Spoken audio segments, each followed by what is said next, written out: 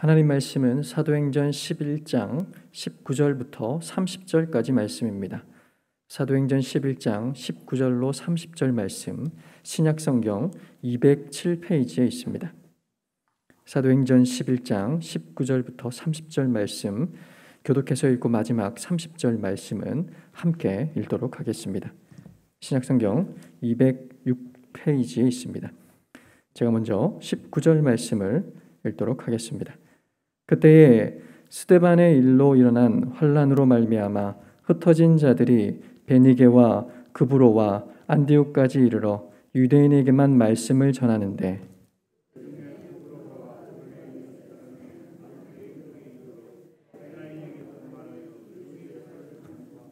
주의 손이 그들과 함께 하심에 수많은 사람들이 믿고 주께 돌아오더라.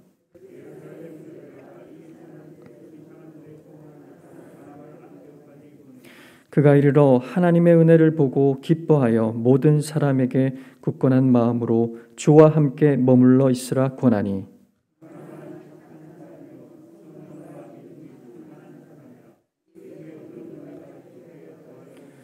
바나바가 사울을 찾으러 다소에 가서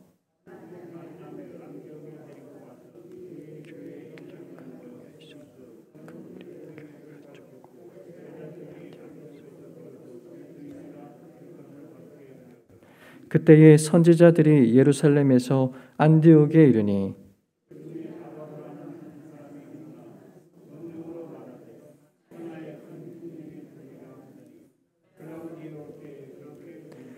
제자들이 각각 그 힘대로 유대에 사는 형제들에게 부조를 보내기로 작정하고 이를 실행하여 바나바와 사울의 손으로 장로들에게 보내니라. 아멘. 예수 충만한 일꾼 바나바라는 제목으로 목사님 말씀 전해 주시겠습니다.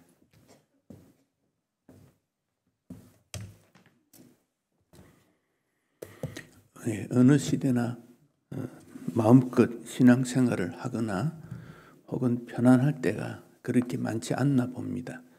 조금 편안한가 생각되면 또 사회적으로 어떤 문제가 일어나고 그래서 그 문제가 해결되면 그 다음에는 개인적으로 또 문제가 일어나고 또 해결되면 사회나 우리가 소속된 공동체나 국가나 이런 데서 또 무슨 문제가 일어나고 우리가 사는 이 세상은 끊임없이 문제가 반복된다고 여겨집니다. 이럴 때 우리는 어떤 신앙생활을 해야 할 것인가 이런 생각들을 하지 않을 수가 없습니다.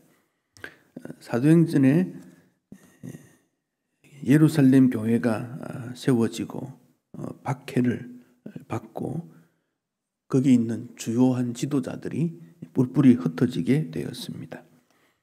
자, 교회가 어려움이 있다는 것은 교회가 잘못해서가 아닙니다. 하나님의 어떤 계획이 있다는 것을 알게 됩니다.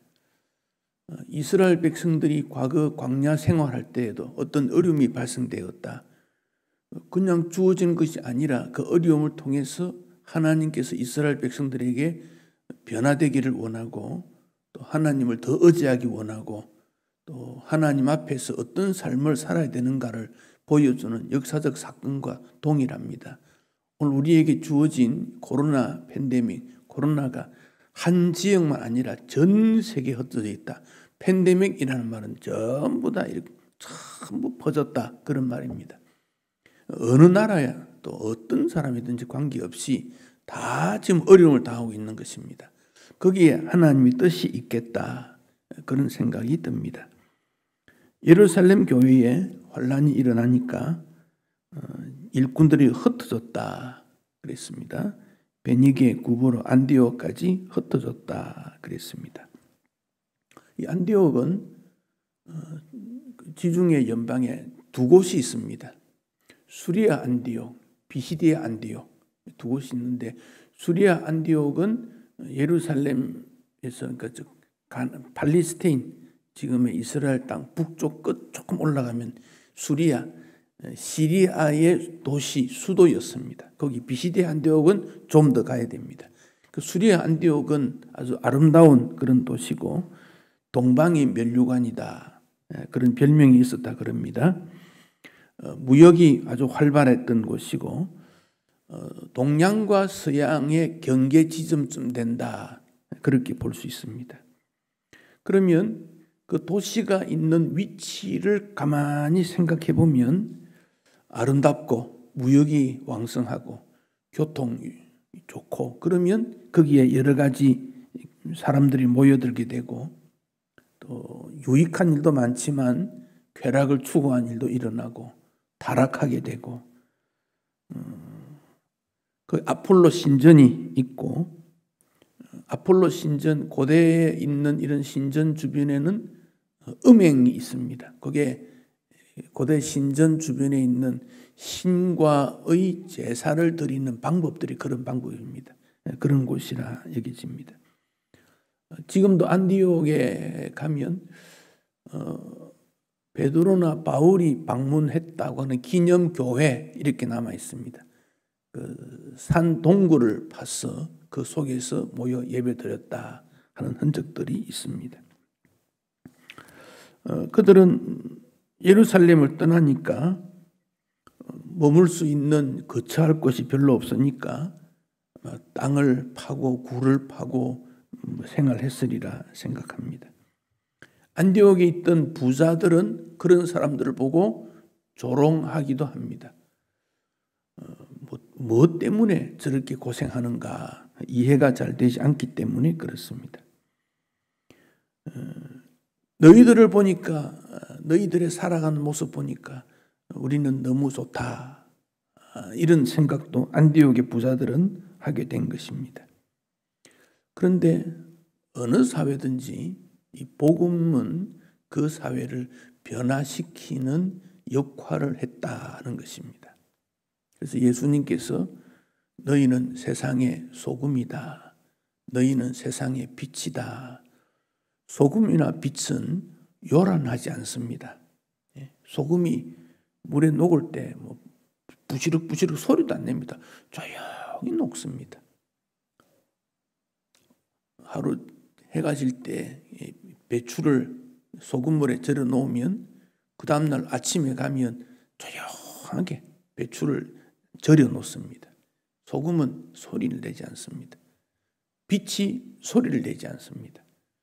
아침에 창문을 열면 햇빛이 쫙 들어올 때 요란하지 않습니다. 조용히 들어옵니다. 소금이나 빛은 요란하지 않지만 들어가면 변화시킵니다. 새롭게 만듭니다. 이게 복음의 역할입니다. 그래서 복음을 가진 우리는 직장이든 가정이든 학교든 병원이든 조용하게 주변을 변화시킵니다. 요란하지 않습니다. 누가 나를 알아봐 달라 그런 것도 아닙니다. 하나님 앞에 자신의 위치에서 최선을 다하면 조용히 변화되는 일을 보게 됩니다. 스데반 일로 인해서 흩어졌을 때 19절에 보면 유대인에게만 말씀을 전했다. 복음의 1차적 대상자가 유대인이었다 하는 것을 알게 됩니다. 그러다가 20절에 보면 그 복음을 전하는 사람들, 피난 온 사람들 중에 구브로, 구레네 몇 사람이 있었다. 구브로는 섬입니다. 지금의 그 터키와 그리스 사이에 있는 큰 섬입니다. 휴양지입니다. 그 구브로, 구레네는 북부 아프리카 북쪽에 있는 도시 이름입니다. 거기 몇몇 사람 출신들이 복음을 받아들였는데 그들도 안디옥에 왔는데 그들은 헬라인에게 말했다. 19절에 있는 흩어진 사람들은 주로 유대인 아닌가 생각이 들고 20절에 있는 이 흩어진 사람들은 헬라인이 아닌가 그런 생각해 봅니다. 자기와 대화가 되고 환경이 비슷한 사람들을 만나면 복음 전하기가 훨씬 쉽습니다. 그들에게 주 예수를 전파했다. 19절 제일 뒷부분에 말씀을 전하였다. 20절 뒷부분에 주 예수를 전파했다. 둘 다 복음을 전했다. 그런 말씀이지요. 이들은 흩어졌지만은 주 예수를 전했다. 예수 중심적 삶을 살았다. 그 점을 알게 됩니다. 주 예수, 주는 주인이라는 뜻이지요. 노예가 주인에게 대하는 태도입니다. 그 당시는 로마 황제를 주라고 불렀습니다. 주, 로드, 주. 근데 기독인들은 가이사를 주인으로 여기지 않았기 때문에 박해를 받은 겁니다. 세상 사람들은 주인을 누구라고 여기느냐는 거죠. 세상 사람들은. 지금 우리 사회의 청소년들, 청년들 실업률이 높고 하지 못하는 일이 많고 굉장히 어려움을 당하고 있는데, 그러나 우리가 돌이켜보면 그 청년들이 생각하는 마음의 중심에는 무엇 때문에 어렵게 생각하고 있는가? 여기 계신 분들이 50년, 60년 전에도 어려운 일은 똑같았다고 봅니다. 상황은 달랐지만 그때는 복음을 전하면 어렵지만 예수 중심이라고 하는 강한 의지가 그 어려움을 이겨냈습니다. 근데 오늘날의 젊은이들은 이 복음에 대한 영향력이 약화되니까 그 어려움을 복음으로 이겨내지 못하고 있다. 그 차이점이라고 봅니다. 그래서 젊은이들에게 우리가 일거리도 주고 격려도 하고 여러 가지 도와줄 내용이 있지만 핵심적인 내용은 주님이 누구인가? 너희들의 주님이 누구인가? 그 점을 우리가 분명하게 반복해서 확실하게 가르쳐야 된다고 생각이 됩니다. 그 주인이 너희들을 이끌어가는 멤버가 아니냐, 너희들을 이끌어가는 인도자고 책임자가 아니냐, 즉 창조자가 아니냐 하는 겁니다.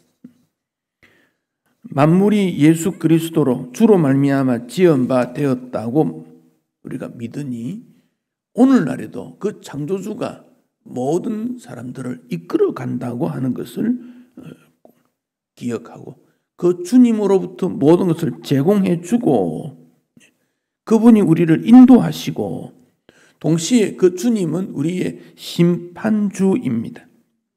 우리가 예수님을 주라고 말할 때는 창조주, 인도하시는 분, 재판장이신 나의 주인이시다. 그분을 다른 사람에게 알리는 거지요. 그리고 예수라는 뜻은 천사가 이름을 알려줬지요. 마리아에게 알려줬습니다. 너가 아이를 잉태할 것이다. 그 아이의 이름은 그 아들을 낳았는데 그 이름은 자기 백성을 저희 죄에서 구원할 자이다. 예수 알려주었습니다. 자기 백성을 그들의 죄에서 구원해 준다. 우리는 누구의 백성인가? 예수의 백성이다. 다시 한번 확인하고 그 주인 되신 예수님이 우리를 지켜주시고 인도해 주신다. 우리를 보호해 주신다. 함께해 주신다. 우리는 아무렇게나 살아가는 존재가 아니라는 것을 다시 한번 확인해야 되겠습니다. 경제적 어려움, 사회환경적 어려움, 나아가서 국가경제, 세계경제 어렵다. 우리가 그렇게 말을 합니다. 그러나 이 모든 어려움의 배경에도 우리 주님이 뜻하는 바가 있을 것이고 그 주님께서 원하는 바가 있을 것이다. 이럴 때 나는 우리 교회는 무엇을 어떻게 목표하며 살아야 될 것인가. 여기 계신 분들은 이미 그런 어려움이 뭔지를 압니다. 어려웠을 때 어떻게 우리가 도움을 받았는가도 압니다. 극복했는가도 압니다. 그 경험들, 노하우를 지금 우리 다음 자녀들 세대에게도 모범적으로 보여줘야 된다고 생각합니다. 무슨 말로만 가지고는 되는 건 아니지요. 삶을 통해서 꿋꿋이 보여주는 모범적 교육의 필요가 있습니다. 도덕적 혼탁한 시대일 때 교회 사명은 훨씬 더 중요합니다. 이렇게도 안 되고 저렇게도 안 될 때 주님을 바라보라 권면해야 합니다. 빈부 차이가 격심합니다. 사회의 경제적 정의를 실천해야 된다. 그런 말들을 합니다. 그 옳은 표현입니다. 그런데 실제적으로 실행에 있어서는 그렇지 못했습니다. 어쩌면 그 일을 교회가 해야 되는지도 모릅니다. 말세에 고통한 때가 이루어지게 왔을 때 세상이 더 좋아지든 나빠지든 관계없이 주 예수를 어떻게 전할 것인가. 21절에 보면 그 주님을 전했을 때 19절에 말씀을 전하고 20절에 주 예수를 전했더니 21절에 주의 손이 그들과 함께 하심에 수많은 사람들이 믿고 주께 돌아오더라. 코로나19를 두고 여러 가지 계획들을 하고 미래에 대한 준비를 하고 세미나를 하고 앞으로 어떻게 될 것인가 고민들을 많이 합니다. 대체적으로는 좀 부정적입니다. 앞으로는 그 이전의 교회 시대 이전의 생활 환경으로 돌아가기 어려울 것이다. 대체적으로 그럽니다. 근데 저는 이 성경을 볼 때에는 그 부정적인 평가보다는 그런 환난이나 아픔이나 고통이 있을 때 그것을 어떻게 복음으로 믿음으로 대하느냐에 따라서 그 다음이 달라진다고 여겨집니다. 그것이 성경에 있는 세계관 아니겠습니까?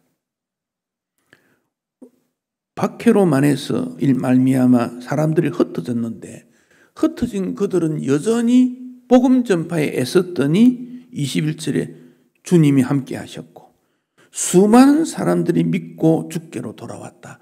이 역사가 오늘날도 반복될 수 있을 거다.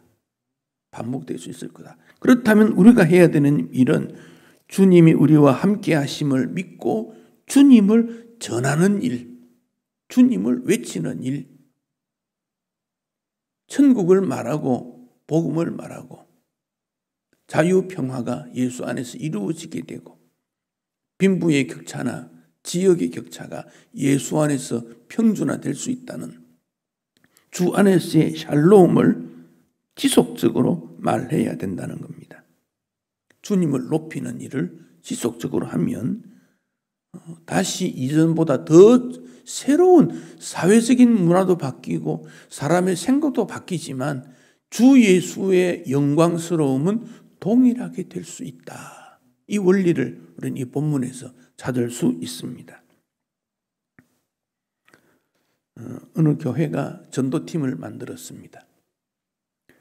어떤 대상으로 복음을 전할까 생각하다가 소년감별소는 청소년들인데 나이가 어리기 때문에 이들이 죄를 지으면 감옥으로 보내지 않고 그들만 별도로 모인 소년감별소라는 게 있어요. 거기에서 그들에게 복음을 지속적으로 전합니다. 그들에게 복음을 전할 때 말로만 되지 않으니까 먹을 것도 갖다 주고 대화도 하고 여러 가지 방법으로 했더니 그 소장이 하는 말이 문제를 일으키는 원인들의 83%가 사라지게 되었다. 그 청소년들이 모여서 집단 수용을 하고 있는데 가면 자기들끼리의 갈등이 많이 일어납니다. 그 젊음의 에너지를 폭발할 수가 없는, 발산시킬 수가 없는 그런 환경에서 그 수많은 그 에너지가 쏟아지게 나올 텐데 그 에너지를 예수 찬양으로, 예수님 앞에 기도로, 예수님 중심으로 했더니 원인들이 사라졌더라 그랬습니다. 영등포 교도소에 살인죄로 인해서 수감된 어떤 사람이 있습니다. 그가 예수를 믿게 되고 그가 붓글씨를 배워가지고 성경을 쓰는 일을 하게 되어졌습니다. 그는 내 죄가 너무 크니 감옥소에서 나가기 어렵겠다. 그래서 붓글씨를 써서 복음을 전하는 사람이 되겠다. 이런 결심을 했습니다. 선교사는 먼 곳에 밀림 지역에까지 복음을 전하는데 나는 나라에서 밥도 주고 잠도 재워주니 철장 속에 있는 것 외에는 고마울 뿐이니 그들에게 복음을 전하겠다. 어떤 사람이, 어떤 환경이 그 사람에게 삶의 목적을 복음 전하는 대로 바꾸어 줄 수 있겠습니까? 누가 그를 그렇게 변화시키겠습니까? 본문 21절에 보면 주의 손이 그들과 함께 하심에, 주님이 함께 하시면 어떤 사람도 그 누구도 변할 수 있다 하는 점을 강조하고 있습니다. 빛 대신 주님이 우리에게 임하게 되면 어두움은 물러가게 됩니다. 사람 마음에 빛을 비추어 주는 겁니다. 그래서 우리의 대화도 빛의 대화가 되어야 됩니다. 위로하고 격려하고 도와주고 축복해주고. 우리의 대화에 어두움이 많으면 비난하고 불평하고 원망하고, 사람을 보게 될 때 장점을 보게 되면 도와줄 수 있는데 단점을 먼저 보는 것이 우리 인간의 본성입니다. 어쩔 수 없습니다. 그러나 그것을 빛으로 변화시켜서 사람을 볼 때도 장점으로 보게 되고 환경을 장점으로 보게 되고 빛의 마음이 되면 주의 손이 함께 하심으로, 주님이 함께 하심으로 그들이 전하는 말씀을 통해서 믿음의 역사가 일어나게 되는 겁니다. 그래서 교회의 가장 중요한 것은 주 예수님이 계시는가 하는 것입니다. 주 예수님이 계시는가. 예루살렘 교회는 초대교회의 어머니 교회입니다. 모체 교회입니다. 거기서 지도자들이 모여서 복음이 전파되어 가는 것이 얼마나 어떻게 되었는가 한 번씩 점검을 해봅니다. 점검을 해보니까 안디옥에, 베니게, 구브로, 안디옥 여러 곳에 복음이 전해졌는데 그 중에 안디옥의 사람들이 예수를 믿게 되고 믿음의 역사가 일어나게 되었더라.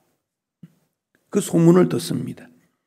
그리고는 결론을 맺기를 바나바를 안디옥으로 보내어서 안디옥에 세워진 교회, 안디옥 교회를 지도하도록 해야 되겠다.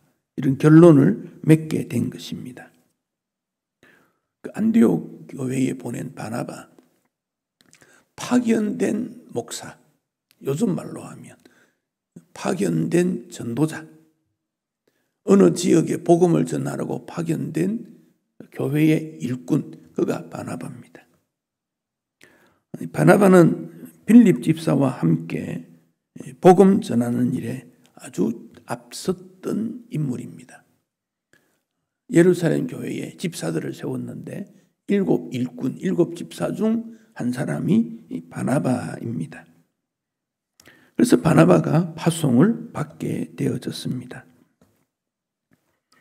23절에 보면 이제 바나바가 안디옥에 갔습니다. 그가 제일 먼저 바라본 것은 하나님의 은혜를 보았다. 안디옥이라는 도시는 아름다운 도시고 그 당시 로마 지배하는 도시 중 3번째로 큰 도시입니다. 환경도 좋고 편안하고 부유하고 여러 종류의 사람들이 모여 있고, 근데 안디옥은 거기서 뭘 봤느냐? 하나님의 은혜를 보았다. 우리가 교회에 오든지 어디 다른 데 갔을 때도 하나님의 은혜가 머물기를 항상 그렇게 보아야 됩니다. 그리고 모든 사람에게 권면합니다. 굳건한 마음으로 주와 함께 머물러 있으라. 어려운 시대에 이 마음이 흔들리지 않아야 된다는 겁니다. 굳건한 마음. 사람은 아침 저녁으로 흔들리는 마음입니다. 상황에 따라 얼마나 많이 흔들리는지 몰라요. 굳건한 마음으로 있어야 된다. 바나바가 누군가? 사도행전 4장 36절에 바나바에 대해서 설명을 하고 있습니다. 4장을 한번 보겠습니다. 사도행전 4장 36절. 사도행전 4장 36절. 구브로에서 난 레위족 사람이 있으니 이름은 요셉이라. 사도들이 일컬어 바나바라, 번역하면 위로의 아들이라 하니 그가 밭이 있음에 팔아 그 값을 가지고 사도들의 발 앞에 두니라. 즉 이 바나바 본명은 요셉입니다. 요셉. 그의 고향은 구브로입니다. 그러니까 이방 사람이지요. 그런데 레위족이라 그랬어요. 레위족. 그럼 이 사람은 전통적으로는 유대인이지요. 유대인인데 어떤 사유에 의해서 구브로에 가서 사는 사람입니다. 여러분, 레위족이 누굽니까? 아론, 모세 아론이 레위 가문 아닙니까? 그 레위 가문에는 제사장이 나오든지 제사장을 돕는 일을 하든지 하니까 레위 가문에 있는 사람은 땅을 분할을 받지 않습니다. 그런데 바나바는 밭이 있었다 그랬습니다. 이걸 보면 바나바는 전통적으로 믿음의 집안 사람인데 그 이름이 요셉이니까 원래 이름이 밭을 가지면 땅을 소유하면 안 되는 사람인데 살아가다 보니 그 집안에 땅도 가지게 되고 상당히 부유한 사람이 되었다. 그렇게 하나님을 섬기는 가문이었는데 그만 역사 속에 어떤 박해가 있고 흩어짐으로 구브로까지 가게 되었고 거기서 살다 보니 땅을 소유하게 되었고 이건 뭔가가 잘못된 것 같다. 그래서 다시 그것을 팔아서 하나님 앞에 올리는 이것은 다르게 말하면 회개하는 사람이었다. 그리 볼 수 있어요. 왜냐하면 이스라엘 지파 중에 레위족 사람들은 땅을 가지지 않습니다. 성전을 중심해서 하나님을 예배하는 그런 가문의 사람이었어요. 전통 있는 가문입니다.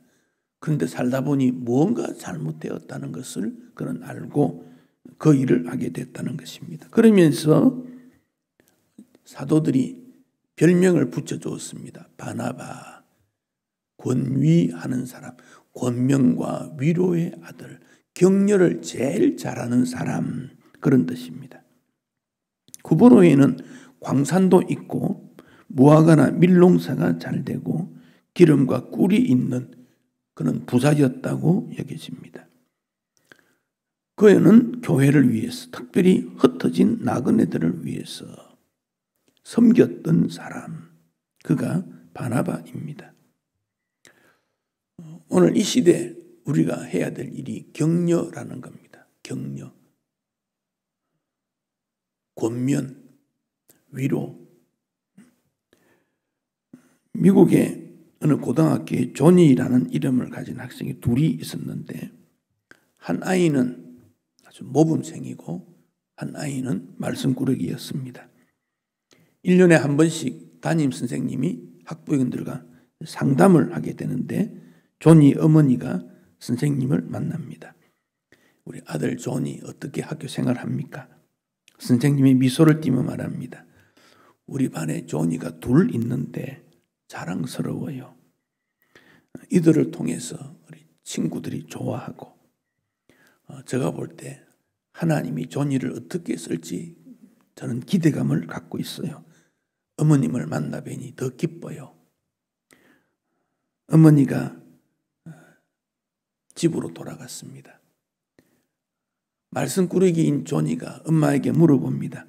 선생님이 무슨 말씀했어요? 어머니가 말합니다. 너 정말 착하대. 학교 생활 잘한대. 공부도 열심히 한대. 선생님이 인정했어.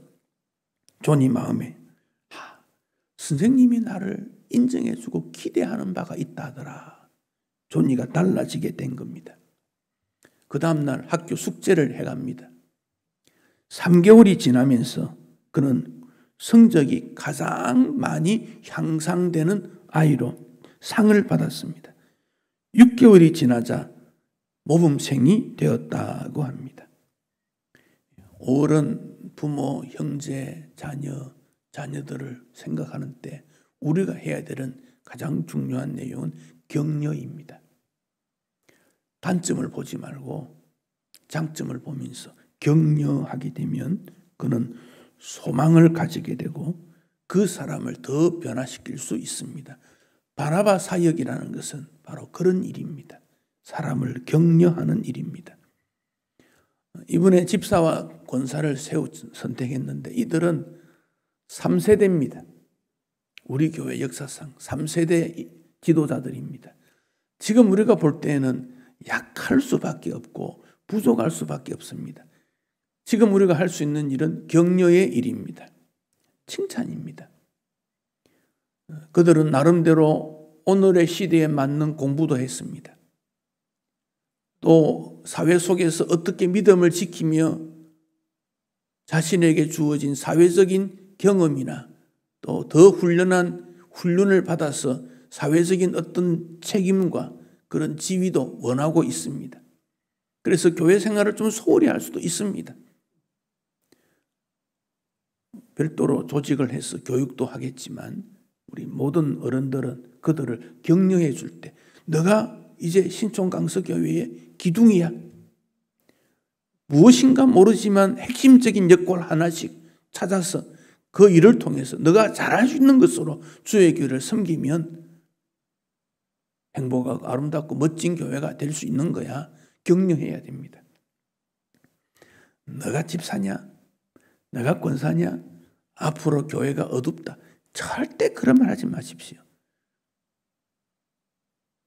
너가 주의 교회를 섬김으로 너 가정도 잘 되고 영적으로도 확실히 성장하게 되고 교회가 잘 되고 하나님의 나라가 잘 되는 일이 이루어지게 될 거야. 우리 격려하고 도와야 됩니다. 하나님이 선택한 일꾼 아닙니까? 우리가 볼 때는 연약하게 보이지만 주님은 그렇게 보지 않습니다. 일꾼으로 여겼기 때문에 그렇습니다. 격려와 칭찬의 사역. 남편을 격려하는 아내, 아내를 격려하는 남편, 자녀에게 용기와 희망을 주는 부모, 부모를 돕고 섬기는 자녀, 거기에 하나님께서 역사하시게 될 것입니다. 바나바는 안디옥에 교회가 세워졌겠습니까? 흩어진 그들이 일상적인 생활을 하며 모여 교회를 이룬 그들에게 하나님의 은혜를 보았다. 주의 은혜를 보았다. 그리고 주님과 함께 머물러 있으라. 주님과 동행해야 될 것을 말씀하고 있습니다. 교회는 오직 주님을 바라보는 신앙 공동체입니다. 그 누군가가 와서 물질을 많이 내어놓거나 똑똑한 사람이어서 법을 문제로 해설하거나 이런 그런 것을 말하는 게 아닙니다. 믿음이 있는 교인이 많아야 좋은 교회입니다.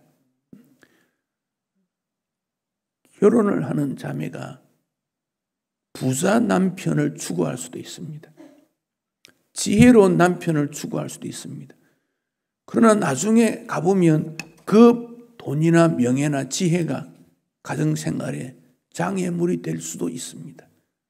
결혼할 사람은 상대방이 나를 얼마나 사랑하느냐, 얼마나 책임지고 함께 아름다운 가정을 꾸밀 수 있느냐, 그게 핵심이지.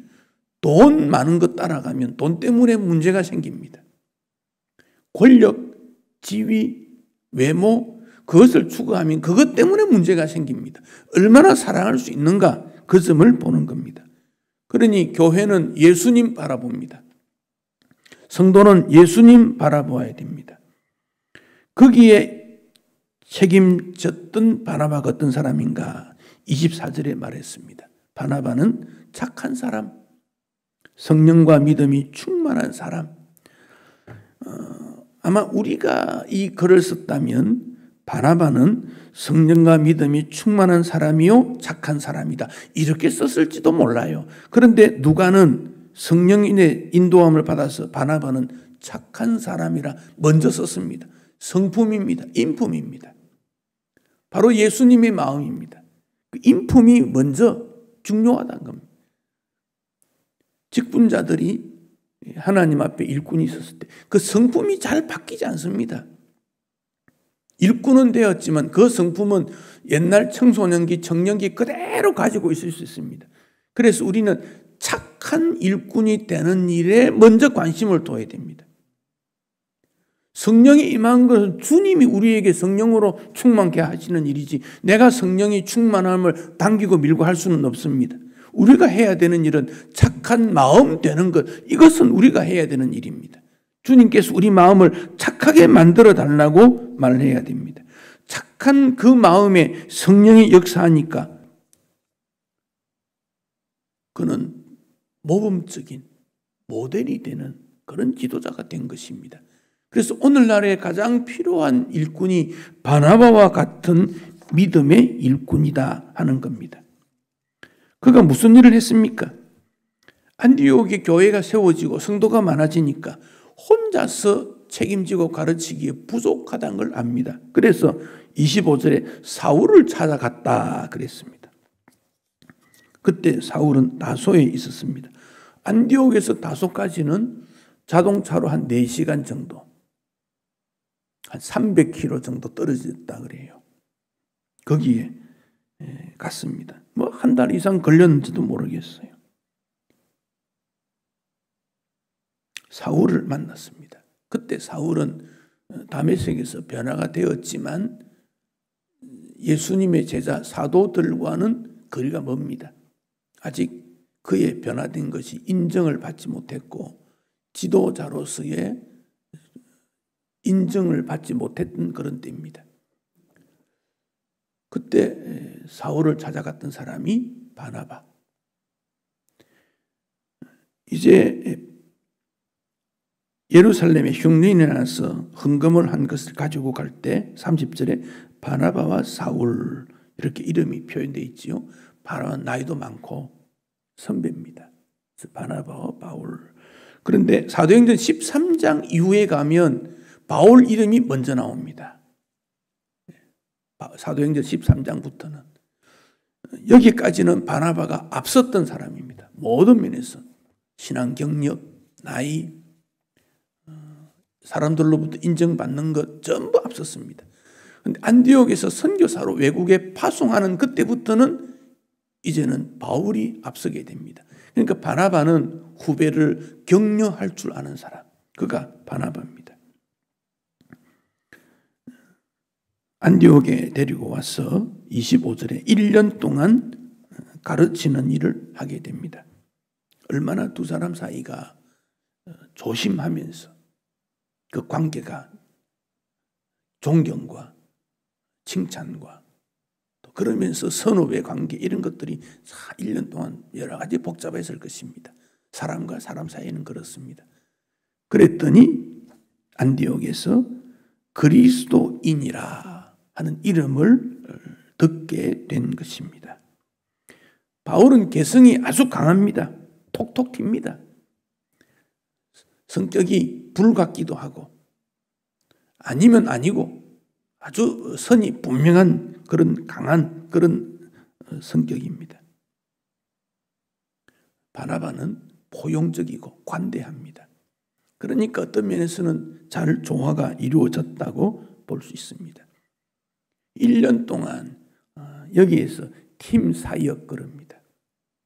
장로끼리 팀 사역, 집사끼리 팀 사역, 권사끼리 팀 사역, 교회가 함께 모여 팀을 이루을 때 하는 일들을 팀 사역 그럽니다. 이건 양보 없이 팀 사역할 수 없습니다. 선배 바나바가 후배 바울을 섬겼습니다. 왜 그렇습니까? 그는 착한 사람이었기 때문에 그렇게 결론을 맺을 수 있습니다. 거기에 성령과 믿음이 함께하니 큰 무리를 주님께서 붙여 주었고 안디옥 교회가 결국 세계 선교의 출발 교회가 됩니다. 교회 역사를 크게 변화시키는 그 역사가 이들의 가르침을 받은 교회로부터 나타나게 된 것입니다. 바나바의 믿음, 교회 섬김, 그의 사역을 우리가 생각하는 이유는 지금 우리가 처한 이 상황이 그때와 다르지만 그러나 방법이나 방향이나 결론은 그때나 지금이나 변함없습니다. 우리는 착해야 됩니다. 성령과 믿음이 더 덧붙이게 되면 우리도 안디옥 교회처럼 지도자들을 통한 섬김과 역사를 이룰 수 있는 일이 다시 행할 수 있게 되고, 지난 주일날 제가 그 말씀 드렸지요. 후진국 때는 선진국을 모방하면 됩니다. 후배일 때는 선배를 따라가면 됩니다. 그러나 선진국, 선배가 됐을 때는 실패를 두려워하지 말고 앞서서 모범적으로 끌고 가야 될 책임이 우리에게 있습니다. 이제 여기 계신 분들은 선배입니다. 믿음의 선진들 대열에 있습니다. 실패를 두려워하지 말고 바나바와 같은 섬김을 하면 우리 후배, 다음 세대가 멋지고 행복한 아름다운 그런 교회를 이끌 수 있는 일꾼으로 다시 만들 수 있을 것입니다. 다음 세대의 일꾼들, 청년들 다 어려움을 당하고 있습니다. 우리는 어떻게 그들을 격려하고 도울 것인가? 거기에 대한 책임자가 있습니다. 바나바의 착한 마음, 성령과 믿음에 충만한 영성, 사울을 격려할 수 있는, 양보할 수 있는 선배, 그런 지도자가 되면 더 멋진 교회가 만들 수 있을 것입니다. 모두가 바나바의 본을 받는 일꾼 되시기를 축복합니다.